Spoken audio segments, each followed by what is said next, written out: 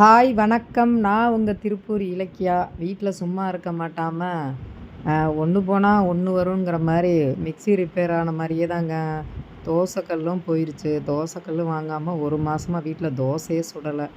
சரின்னு எங்கள் பொண்ணு ஆன்லைனில் ஏதாவது ஆர்டர் போடலாமா, ஆஃபர் இருக்கும் பார்க்கலான்னு சொல்லிட்டு ஒரு தோசைக்கல்லும் ஒரு தவா, அதாவது இந்த மீனெல்லாம் பொரிப்போம் இல்லைங்களா, மீன் பொரிக்கிறது, உருளைக்கிழங்கு வறுக்கிறது, இந்த மாதிரி பொரியல் பண்ணுற மாதிரி ஒரு தவா ரெண்டும் சேர்த்து 530 ஆஃபர் போட்டிருக்காங்கம்மா ஃப்ளிப்கார்ட்டில். அது வாங்கலாமா, ஆர்டர் போடலாமான்னு கேட்டாங்க. எனக்கு இந்த மாதிரி ப்ராடக்ட் எல்லாம் வாங்குறதுக்கு ஐடியா இருக்காது, ஏன்னா இதெல்லாம் ரொம்ப நாள் யூஸ் பண்ணுறது.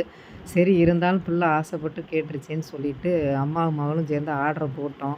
ஆனால் 2 பேரும் ஏமாந்துட்டோன்னு தான் நினைக்கிறேன். அந்தளவுக்கு ஒர்த் இல்லை.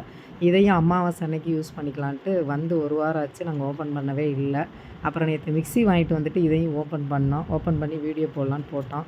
ஒரு உள்ளங்கை வச்சோம்னா அதாங்க இவ்வளோ தான் இருக்குது. கல் ரொம்ப சின்ன கல்லாக இருந்துச்சு, தவாவா.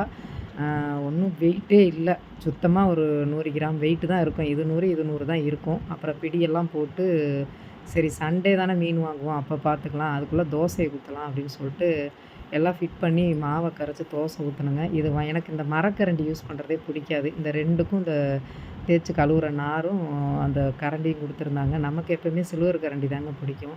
அப்படியே பயந்து பயந்து மெதுவாக அழகாக தோசை ஊற்றினேன். எனக்கு எப்போயுமே தோசை நைஸாக ஊற்றவே வராது. சரி எதுக்கும் புதுக்கல் எப்படி இருக்குன்னு பார்த்துட்டு நல்லா சோப் போட்டு கழுவிட்டு ஊற்றுனேங்க. தோசை சூப்பராக வந்துருந்துச்சு, நல்லா இருந்துச்சு. ஆனால் கொஞ்சம் வெயிட்லெஸ்ஸாக இருக்குது. கொஞ்சம் மனசுக்கு திருப்தி இல்லை, ஏமாந்துட்டோமோன்னு தோணுது. பார்ப்போம். தோசையை ஊற்றியாச்சு. அதில் புதுசாக மிக்சியில் அரைச்ச சட்னி ஊற்றியாச்சு. சாப்பிட ஆரம்பித்தாச்சு. ஓகே, என்னோடய வீடியோ பிடிச்சிருந்தா லைக் பண்ணுங்கள், தொடர்ந்து வாட்ச் பண்ணுங்கள். பாய்.